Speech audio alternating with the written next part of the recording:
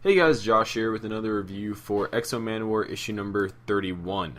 Now this issue technically comes out tomorrow, but luckily our friends at Valiant was very generous and they sent us a copy to review ahead of time.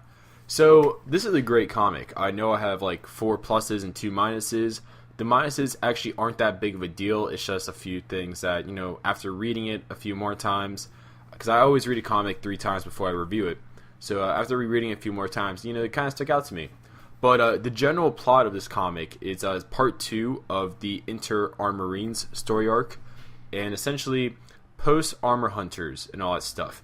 The United Nations and all the governments, they are willing to trust Eric more, who's Manowar if you didn't know that, but they want to get people to test/evaluate him first.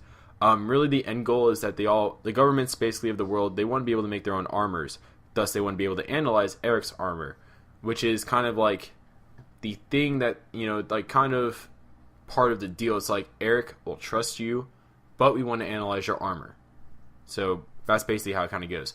But anyways, they turn to this, Tony Stark-like, young billionaire genius fellow to do the, analyzing and all that stuff. And obviously, he has his own intentions. So, let's get on to the positives. The New Year's scene.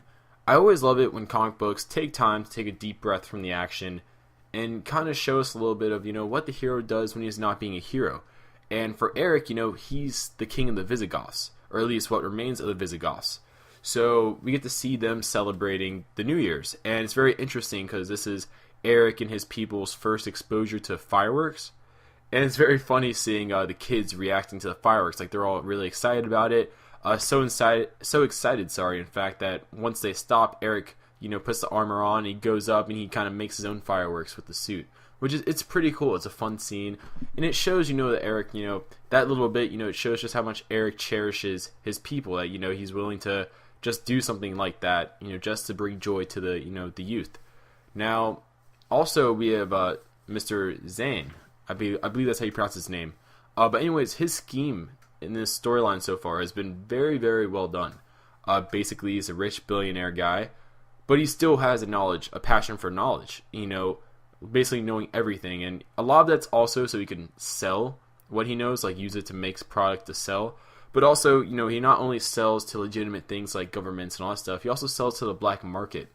So it's very interesting, this scheme he has here, where pretty much his goal is to make an armor that is better than Manowar, to sell to the black market, but also he wants to sell variations of that do specific things to governments to make more money. So it's just this very interesting scheme, very much, what a corrupt businessman would kind of do. Now, another plus is the fact that Mr. Zan's an intelligent foe. So far for Manowar, a lot of the enemies have been physical enemies. Like, they've only been threats physically. This guy's a threat on the intelligent front, and honestly that's a bigger threat to Eric due to the fact that Eric's not a genius. He has what would be considered like a normal intelligence. He's not dumb by any means. He has a lot of intuition and all that stuff, but in regards to this is a enemy that's planning like way ahead of time before he strikes, and that's a much bigger threat to Eric. I'd like to think that, at least, versus someone who's just really powerful, has a lot of energy, blast, whatever have you. Another positive is that this is a great jumping on point. Even though it's part 2 of the storyline, you can jump into this comic and have a clear understanding of what's going on. Mostly because part 1 was it was much more of like breathing room kind of setup. But this one definitely could jump in and you shouldn't be too confused.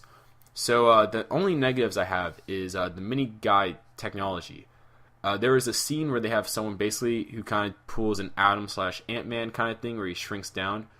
I was kind of like, what? Because they've never before, like, I should expect this by now. They have flying people in this world, Manowar in this world, people like Bloodshot, Eternal Warrior. It just caught my eye that they've never ever explored this type of technology before, like shrinking, growing technology in the Valiant universe. And the way they just use it out of the blue like this, it was just kind of interesting. Kind of threw me off a little bit, but it's nothing. Like, it's a much more kind of like, it kind of took me back a little bit. Like, hey, they have that, versus it's like a diehard negative. The other one's evil corporation cliche.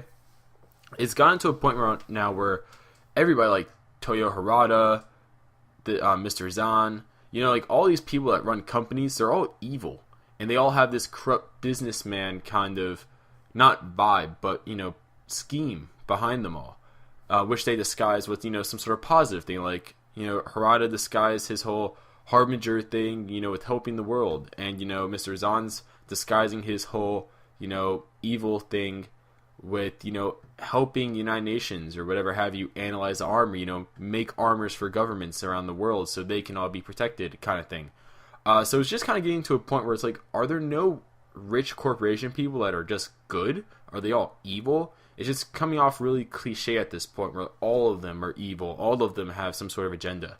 But all in all, this comic was really good. I highly recommend you guys buy this, especially considering for comics so far in at issue number 31, you're still able to just jump in and be able to get it. So props out to everybody at Valiant. Go check this comic out. Highly recommend it, and I'll see you guys later.